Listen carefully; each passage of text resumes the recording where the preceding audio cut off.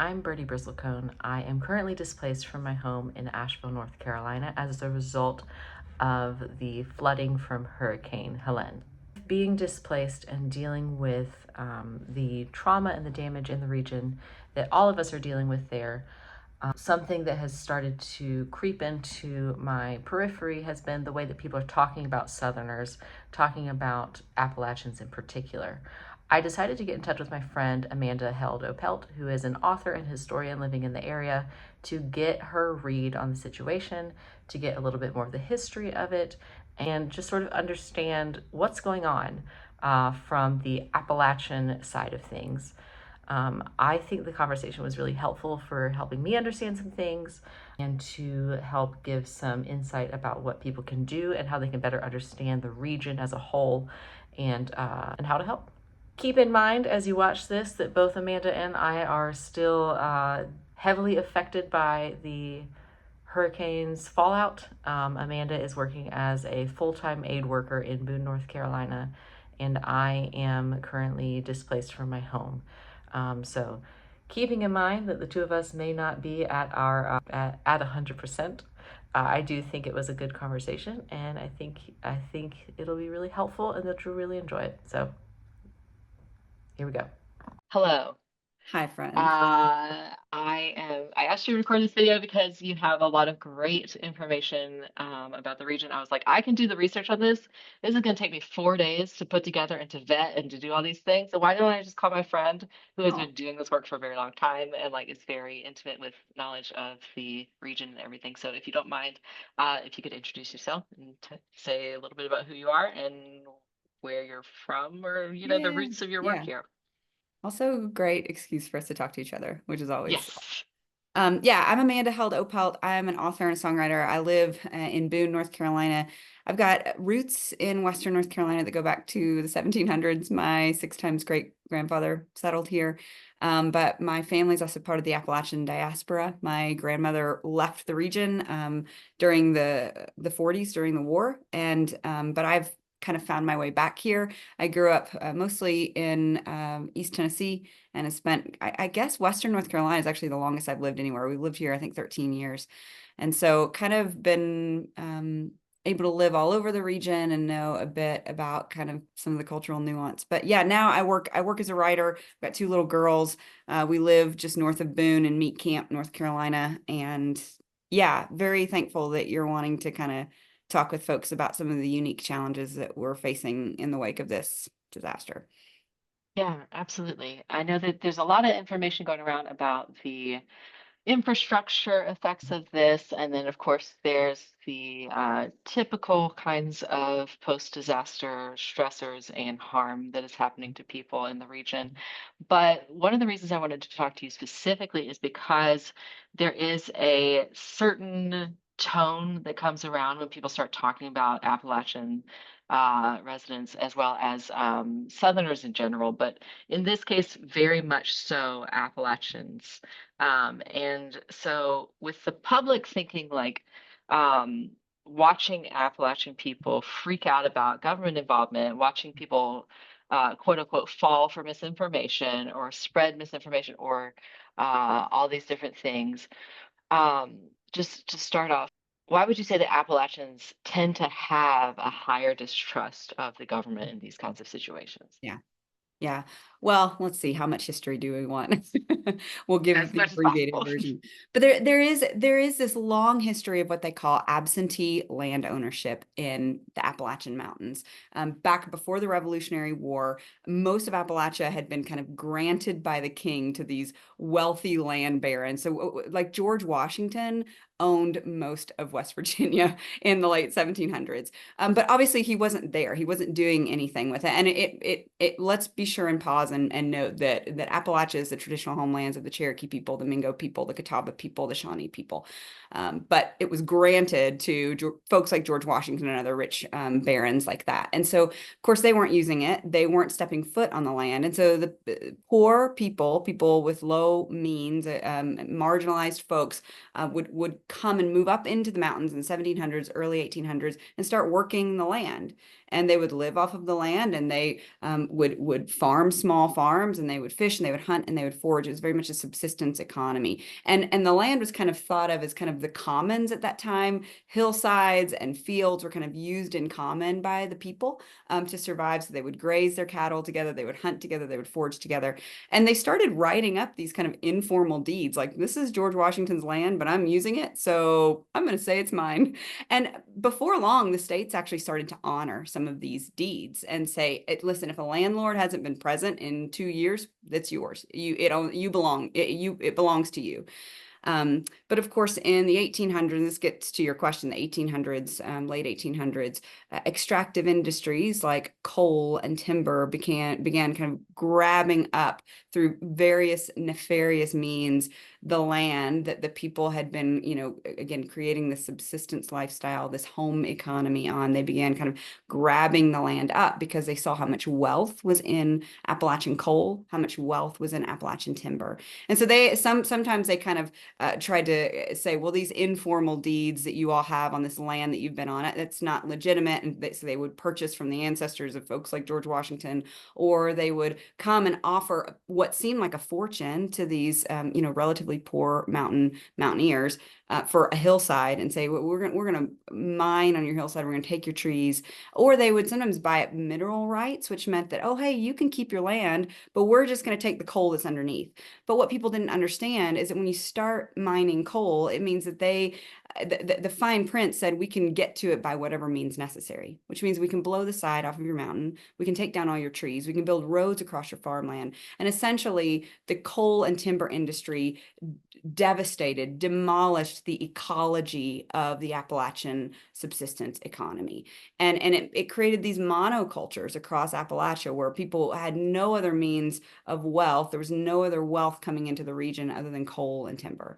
And so I'm saying all that to say is that, like, this idea that big industry, that the government would come in and take your land, would displace you, because in some cases they killed people and took their land. In some cases they coerced people through violence and threats to take their land. I mean, all of this is ancestral memory for the people of Appalachia. All of this is generational trauma for the people of Appalachia. And as coal miners would strike to demand fair wages and safe work environments, the government did very little to defend them, very little to come to their aid. And in the case of the Battle of Blair Mountain, if your folks haven't heard of the Battle of Blair Mountain, it is worth the Google. The largest labor strike, I think, in U.S. history, the largest armed labor strike in U.S. history. The U.S. government partnered with the coal industry to drop bombs on its own people. And so there is this deep sense of distrust of the government, of even outsiders, of big industry, of like, kind of, are you going to look out for us? Are you going to allow us to kind of remain on our ancestral homelands? Are you just going to take it for your own good? And so much of that wealth that is poured out of Appalachia over the years through coal and timber has not come back to benefit the people at all. So that's why you're seeing some of these rumors about, like, Chimney Rock being just bulldozed so the lithium mine can go in and things like that. Is these are not valid, verifiable stories, but the minute there's a rumor, a whisper about it, people are already on high alert because it has been the reality in the past. Does that make sense? Does that answer your question? Yes, yes, absolutely. Are there any of like some of the more prevalent rumors that you've been seeing that you have any kind of direct rebuttal to or anything like that? Just because there's a lot floating around right now. Yeah, yeah. And I know there's, you can't shoot down all of them, but there's definitely got to be a couple that are like really prevalent and really taking off that you might have some visibility on. Yeah. Well, the idea that, like, no one's here. Where is everybody? Where's the government? Where's FEMA? Where's the Red Yeah, Cross? So yeah. I want to be very careful about how I say this, because it turns out Western North Carolina is a very large region, and it's made especially larger by the topography. Like, if you don't know the topography here, you can't understand the disaster. If the road is washed out in one of our areas, you don't just go around and find another road. There's a mountain in the way. So you got to drive 3 hours around to get to the community that's been cut off.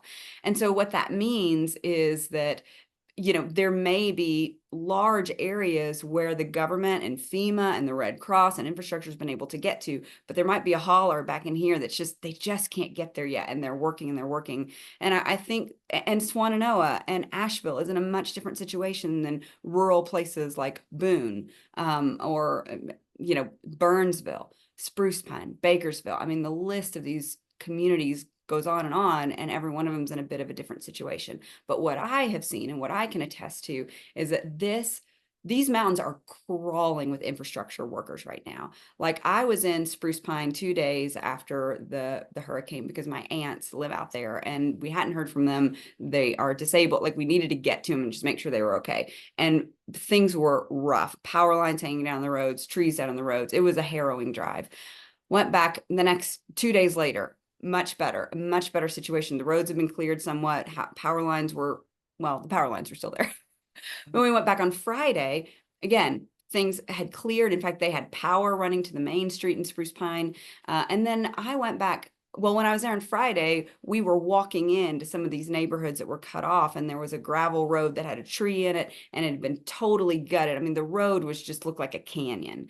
I went back on Sunday, so 2 days later, and that's just one community, one neighborhood, one gravel road in Appalachia. It had been, the tree had been cleared and they dumped gravel all along the road, and I could drive to the top of that road. And so it is happening. It's just painfully slow. And what bothers me is when politicians, I make it a point on my platforms not to um, endorse any one particular candidate. I stick to the issues, I stick to policies. But when particular candidates say things like FEMA's doing nothing, FEMA's leaving Appalachia on its own, they're not coming, they're not helping, what they're doing is they are once again, for the millionth time, exploiting the very real fears of the people. Like, these are real fears, again, based on ancestral memory, but it's not the case today. Let's not exploit those fears. They're doing such emotional harm to the people of Appalachia right now by telling them that no one cares and no one's coming. People care. People are coming. Yes, is it slow? Yes. Do we wish it could be quicker? Of course. But people care. People are coming. We have to be patient. And I'm seeing it happen all over. Yeah, I think in my experience, what I saw was the difference. The line seemed to be that government and federal and state aid was coming for those infrastructure projects, Mhm. and that what we were seeing people volunteering and what we were seeing the neighborhoods coming together was for that person-to-person care. Mhm. I think maybe people, it's like when you tell somebody you're disabled, they're like, "Oh, just go on disability." Like, that's not what it's like. That's a you full-time know, job. that's a full-time job. And being on disability, like, if you get disabled, the systems are not in place to help you. With this kind of thing, I think people have this. I know I, at some points, have had this kind of misconception that the government would step in and, like, to not deliver supplies, but like have things available. Yeah. But really, the government is taking care of the systems, the cities, the structures, and the Mhm. infrastructure. And then what we're seeing people and organizations taking care of Mhm. seems to be the Mhm. neighborhoods and the people in them. Yeah. Um, with that, have there been any, these rumors, have you felt like it has put aid workers at risk? Have you felt like, because I know you have aid work experience, do you feel like it has made anything more dangerous for them, or government workers, or infrastructure workers? Do you feel like it has increased the danger there? I don't know how much the rumors have impacted that. I do know that, aid workers are always in danger to some degree, Hmm. because where you have people who are hungry, people, particularly people who need oxygen for their parents, who need medication for their loved ones, you have people getting desperate. I have heard of some kind of maybe some threats of violence towards aid workers if they don't bring in the things that they need. But I want to say, by and large, that what I'm hearing again and again is that the attitude of the people here has been so grateful, so resilient, so much Yeah. grit, so Yeah. many survival skills written on their DNA. These are people that know how to live off the land. Like, when I Yeah.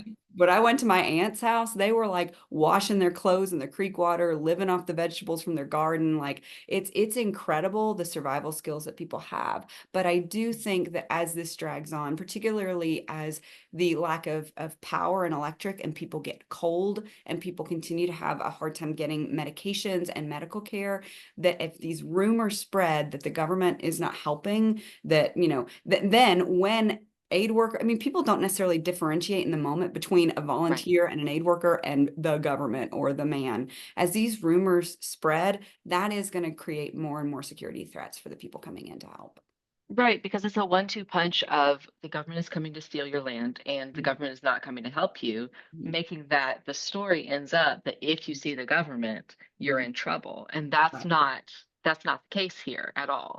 Yeah, yeah. Well, and the fine line I really am wanting to walk, like this whole idea that Appalachians are other, that has been a very calculated, coordinated effort since the 1800s to kind of create this like country outside of a country in Appalachia for all kinds of reasons. The coal company had a huge hand in that because what they wanted to do was they didn't want the outside world to think it was a big deal to confiscate the land of these people here. They're poor, they're backwards, they're ignorant, they're feuding all the time. So we're helping them by providing these jobs in coal for them. And of course, again, that mono economy really decimated the subsistence economy that existed here.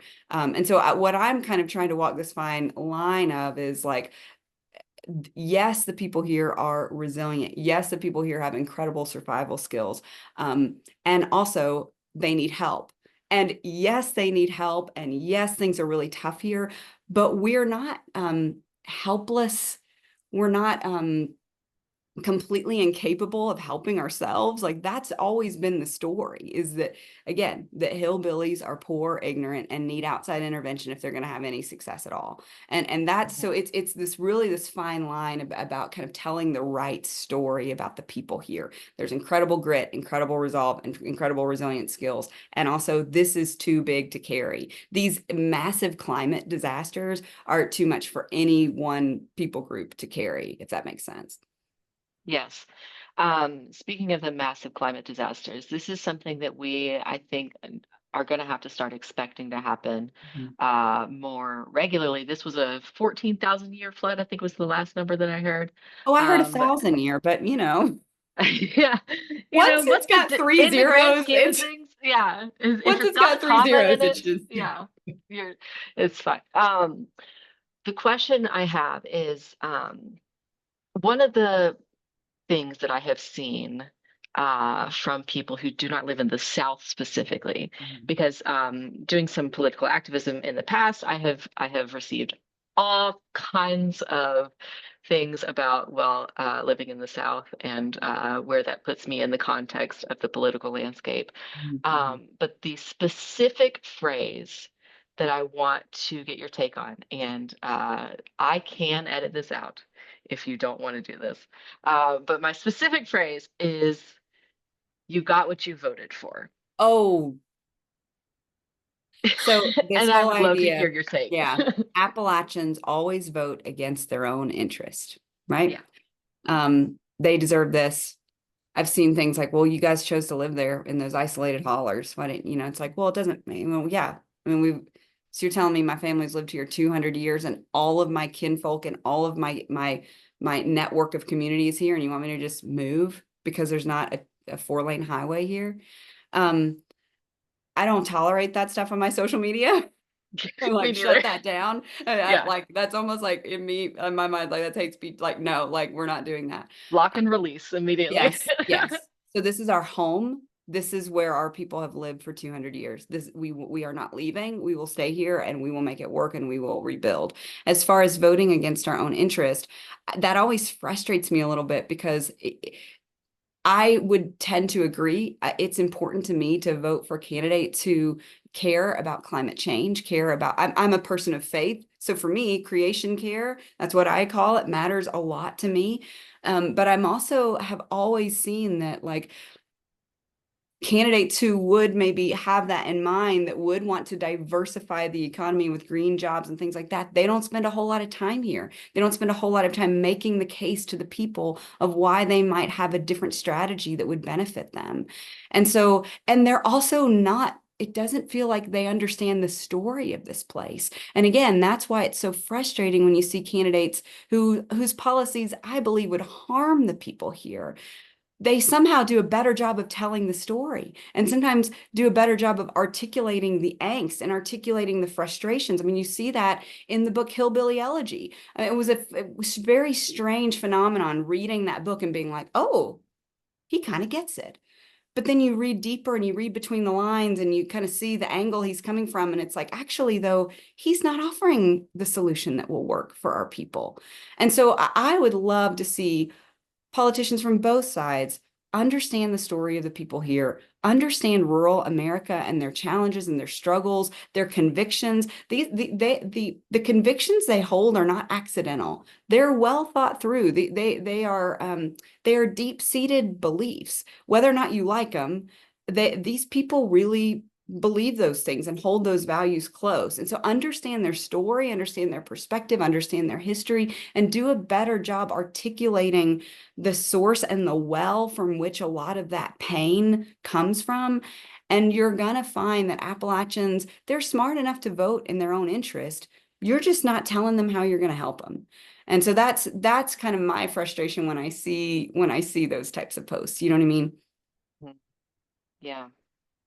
Um, I think on top of that too, we can't have a conversation about North Carolina specifically without having a conversation about gerrymandering, and how the population concentrations in the cities and in the Appalachians are drawn in such a way that really just takes a lot of the oomph out of even people who would be voting Mm-hmm. in different directions. So like power gets concentrated in really intense ways here. Yeah. So what would you suggest? Um, two questions, because I know we got to get this wrapped up. What would you suggest for someone living in the Appalachians Mm-hmm. to basically keep their head on straight right now? You know, I know right now for a lot of us, survival is a full-time job. But as the internet starts to come back and as we're starting to see more messages, I think we're going to start to face both the temptation to fall for hoaxes and then also the temptation to, um, you know, be really upset and hurt by the way the rest of the world is looking at us. So Mm-hmm. what would your advice be to Appalachians who are getting Yeah. back on the internet now? Yeah, I would say, there's a lot of so look, get your news from credible news sources. And again, that's easy to say. A lot of people are like, well, what does credible mean? Like, what but look for media and news sources that have fact finders on staff. I was once interviewed by, I think, by the New Yorker because of my sister's death. And after they interviewed me, they had a fact checker call me and we talked for like an hour so they could verify, like, was that person's sweater blue or was it orange? I mean, they're just so look for credible media sources that do fact checking, that do deep, intensive investigation, not just kind of like maybe media pieces that are trying to tell sensational stories. Also, look to local media. Listen to your Chamber of Commerce. Listen to your, town officials. There's all sorts of great rural media folks. The Daily Yonder is a great source of information. 100 Days in Appalachia is another great local media. So they're Appalachians telling the story of Appalachia without any outside agenda. They're speaking for their people, and they're credible. What do you call people? We're so tired. What do you call Yes, people who tell the news? reporters. Reporters. Yeah. They're trained, they're credible, and so check where you get your news sources. And then and tell your neighbors, like, don't be afraid to challenge your neighbors gently when they're just from a place of desperation, from a place of hurt, lamenting, crying out, like, where is everybody? I feel like I'm not being helped. Of course, it's going to be slow. Rebuilding is hard. It's going to take years. But where you can, gently nudge your neighbors in the direction of truth and reality and the sources that you're using for your news that are credible. Yeah, that's really, really helpful, I think. In this time where like the communities are doing a really, really good job of pulling together, I think we honestly have some more openings to make those kinds of connections and bridges. Mhm. Mhm. In terms of being here and then seeing what the world is saying about us, uh, you and I have been on the internet as public facing people for a minute, so like I think, have some emotional armor already up. Mhm. Mhm. But there's a lot of people that, they might not be talking about them by name, but they might see like, oh, well, people in this region are, and then like a lot of nasty things. What would you suggest how to process that or deal with it emotionally? Yeah. And I got a picture of my great grandmother that I've been looking at a lot. And I'm remembering her resolve and her resilience. And I'm remembering who she was, and remember your ancestors, remember the dignity of your stories, be proud of where you came from. We live in the most beautiful part of the country. I'm convinced, like, this is the most beautiful I think it's the most beautiful place in the world. Be proud of where you came from. And, this, unfortunately, for better or for worse, the news cycle will pass. And so if you can endure through some of the stuff that feels particularly hard and harmful, um, remember this too shall pass to some degree. And also, I would say just remember, the other day I said to my dad, I was looking at the story about the quartz mine in Spruce Pine and how everyone's worried about the quartz coming out of there because they need it for everyone's cell phones. And I'm like, well, they only care about us because of our quartz mine. And he was like, that's true of some people. But he said, look at the grannies who are collecting water bottles in Iowa right now to send to North Carolina. Think about all the people that are donating $10, $20, $30 because they're compelled by the story of what's happening here. People care. Remember the people who care and just shut down the voices of the people who are ignorant and telling the wrong stories about this place. That's what I've been doing is I've been remembering, hey, we're seen. We Yeah. we are heard, people are helping. And Yes. some people suck, but Yeah. most people want to help, Yeah. Yeah. That's really helpful. I think a lot of what we've talked about today is going to help people to understand some of the roots of things that happen in the region and some of where people are coming from. Um, I know we are running out of time, but just the quickest thing about like, what would you ask people from outside the region to to do right now? There's tons of local nonprofits. I know Yeah. for me, I've been directing people to Beloved Asheville. Mhm. There's all kinds of things like that. But in terms of what the average person in the rest of the country who does not have access to this Mhm. area, Mhm. what would you suggest that they do right now? Yeah. So this is going to be, I mean, I would love for folks to set some reminders on their calendars because we're kind of in this right now. The last 2 weeks have been this week and a half. Gosh, how long have we been doing this? 2 years. It's been a week and a half. It's with this acute phase of getting food and water to people is starting to kind of pass. I don't know about Asheville. I don't want to speak for Asheville because they're not going to have water for a long time. But right now, it's like our fire departments are brimming with supplies that people have sent from all over the country. Right now, we're shifting into phase two, which is winter preparedness for folks that are not going to have electric for maybe a couple more months. So Yeah. look for organizations that are shifting gears to think towards the winter and think along those lines.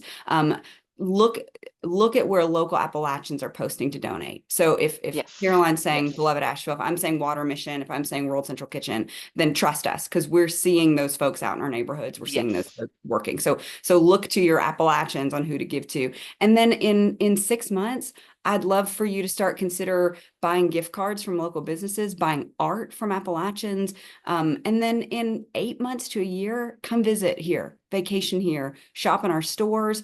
Don't just go to Asheville and Boone, go to Spruce Pine, go to Burnsville, go to Mars Hill, go to these smaller places that are still beautiful and still have so much to offer in the way of arts and music and food, but that aren't getting all the attention.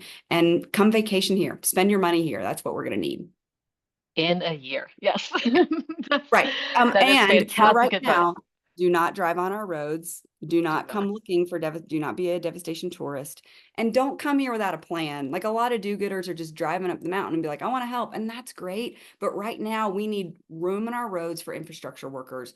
And we need to be able to sort through all this stuff that's been donated so that we can dole it out appropriately and well. Like right now, we're running out of storage for some of this stuff. So don't come up here with a plan. If you volunteer, make sure it's with a reputable organization that can use you and can plug Yep. you in right away. Don't just show up Yep. here because right now our roads are getting clogged and they're already a little like Yeah, not even just the clogs. They're physically fragile too. So yeah, like we're they're running into actually like fragile. every new rainstorm from here on out for a good period of time is going to come with the threat of more 2 years, landslides. 2 to 3 years. Um, Yeah, oh my gosh, yeah.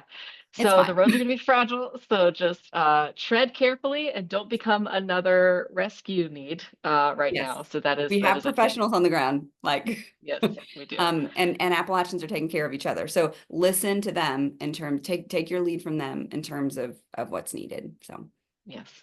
yeah. This has been so incredibly helpful. Yeah. I really appreciate you taking the time to talk to me. Love you, Um, friend. love you Thinking of you, too. holding you close. Same. Back at you. This is